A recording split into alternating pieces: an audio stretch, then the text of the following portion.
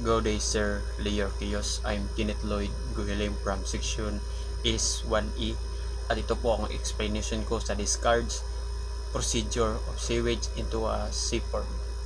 Meron pa akong 5 explanation, sir, about sa discharge procedure of sewage into a sea form. Unang-una, sir, is bilis ng barko.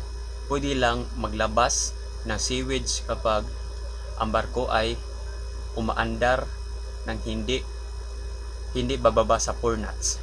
Bawal maglabas kapag nakatigil o napabagal ang takbo. Pangalawa, layo sa lupa.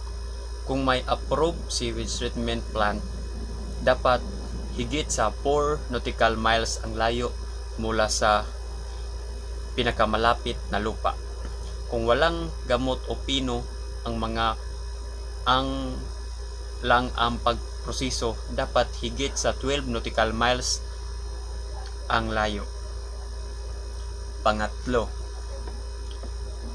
kalidad ng dumi.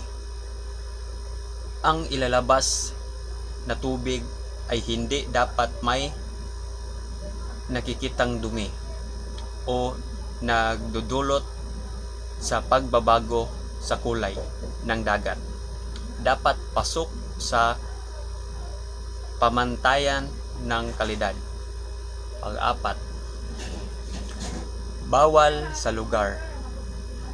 Mahigpit na pinagbabawal maglabas ng mga special areas gaya ng Baltic, Black, Mediterranean Sea, pati na rin sa mga pantalan, daungan at mga tubig sa loob ng bansa. Pang-5, pagtatala.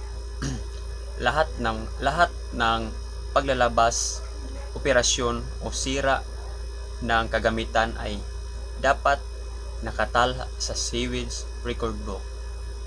Dapat din na sertipitado at maayos ang lahat ng kagamitan.